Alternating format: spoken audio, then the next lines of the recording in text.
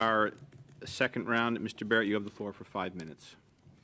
Commissioner, you confirmed that the RCMP raided the home of Mr. Christian Firth of GC Strategies, and you took the unusual step of informing the public of that search. Why?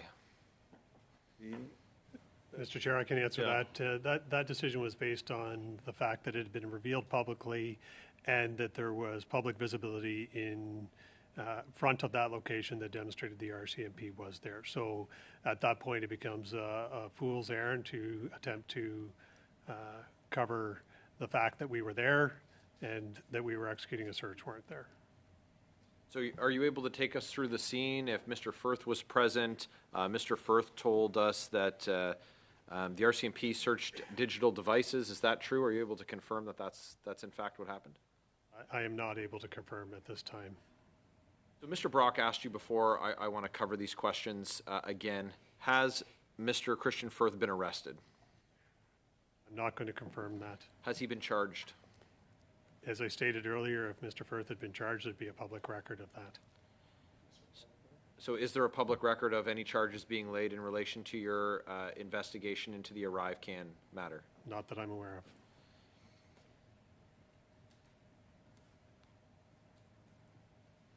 We're in possession of an access to information document. It's A2023-00306. It's a memorandum for the clerk of the Privy Council from that department, from the PCO for the Prime Minister. The documents state that in January of 2023, the Prime Minister requested briefs related to ArriveCan. Is the RCMP aware of those briefs? No, Mr. Chair, I'm not aware of any briefs. So the document, Commissioner, goes on to say that the Prime Minister raised the issue of ArriveCan with the clerk of the Privy Council. Is the RCMP aware of those conversations and their contents? No, Mr. Chair, I'm not aware of any conversations with the Prime Minister and PCO as well as the contents.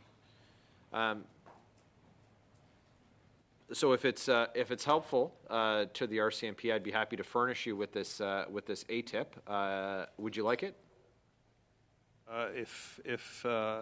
Again, it doesn't involve us.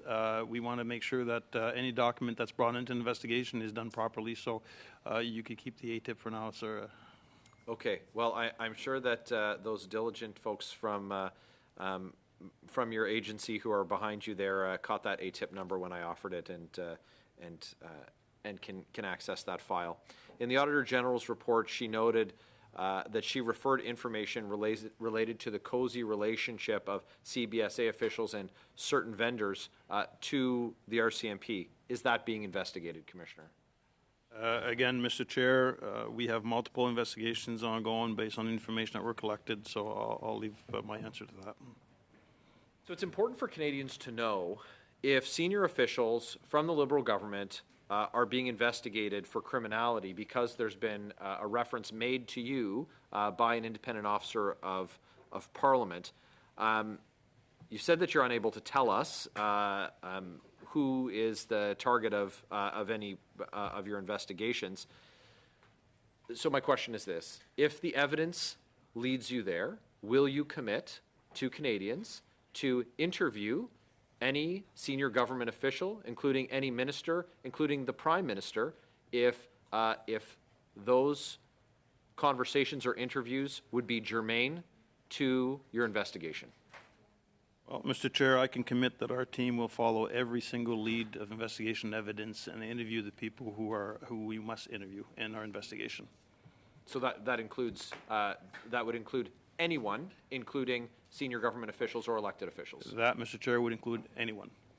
On the topic of documents, Min Doan, who's the Chief Technology Officer, is alleged to have destroyed thousands of documents related to ArriveCan. Are you aware of those allegations? Mr. Chair, I am not. I'd have to defer to Mr. Flynn, see if he is aware. Again, that would be a matter that would or could be part of an ongoing investigation, and we would not be speaking to that today. Could you tell us, with my last question, what penalties the intentional destruction of documents that are the subject of a criminal investigation, what are the potential penalties that someone would face if they were charged and convicted? So in the context that you're asking the question, I believe it'd be inappropriate for me to get into details.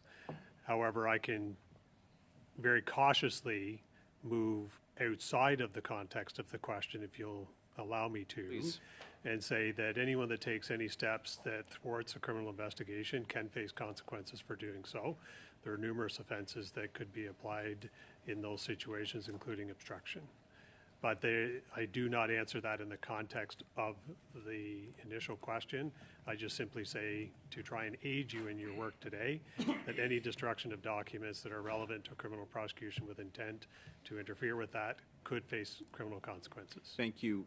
Mr. Chair, I should say that I am not aware of any interference whatsoever, being political or other means. Thank you very much. That is the time. Turning now back to Mr. Barrett for 5 minutes, please. Commissioner, you said you're investigating the ArriveCan scandal, the Arrive scam, because of the Auditor General's report.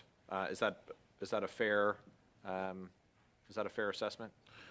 Well, you would say, Mr. Chair, that it initiated in January 31st, 2023 with the referral from CBSA when it was Bottler AI, and then it grew from there.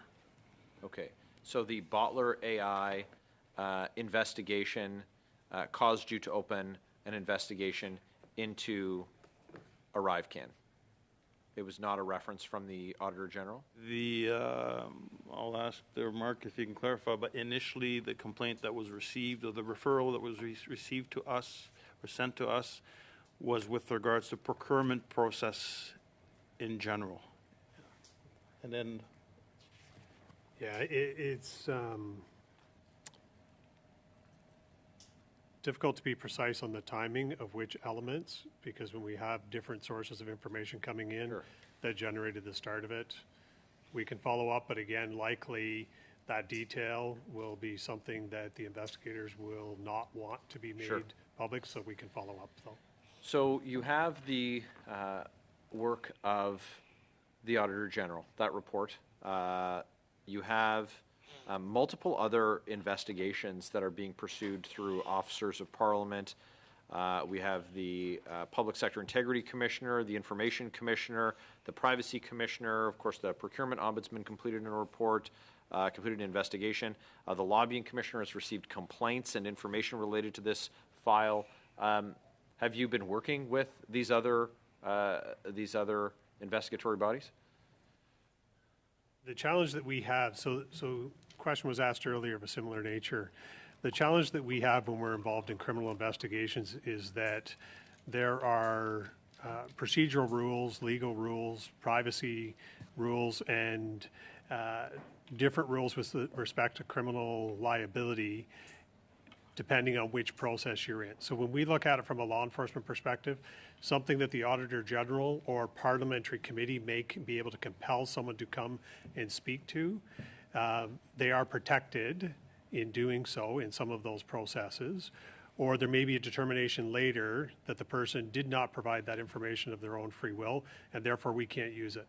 There are times where that actually creates significant challenges for our investigation, where we will learn something, can't use it, and then there are subsequent questions about how we are pursuing certain investigative avenues that are based on a process that's not fair to the accused. Have you requested or received documents from the government in your investigation of the $60 million Arrive scam?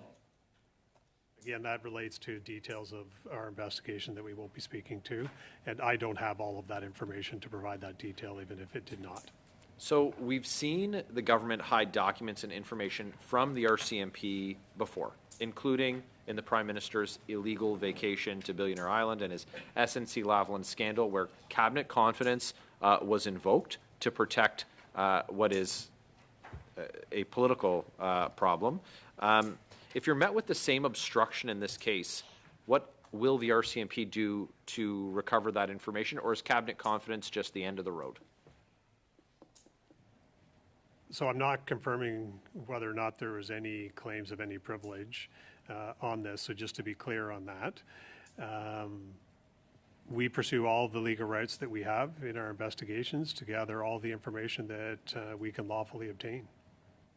So, Commissioner, we heard shocking revelations about the Sustainable Development Technology Canada, otherwise known as the $1 billion Green Slush Fund, that the $319 million tax dollars had been appropriated where conflicts of interest were indicated. This is found in the Auditor General's report. Are you aware of these findings? A quick yes or no, if you could, please.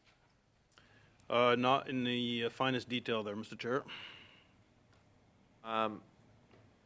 The House has ordered that the documents, the work product of the Auditor General, the documents from Sustainable Development Technology Canada, the documents from the Industry Minister, all be delivered to the Parliamentary Law Clerk and delivered to the RCMP. I have two questions. Do you undertake or commit to reviewing the information that's presented to you following this order of the House? And will you update the public, commit to updating the public with what the outcome of that review is? Well, Mr. Chair, I'm not aware of the discussion that took place or if there's an appetite to share it with the RCMP. I would say that I am open for a review, providing that the information that we receive can be disclosed and obtained in a legal fashion. So if there is a follow-up to do, that we can do the proper follow-up. Thank you very much.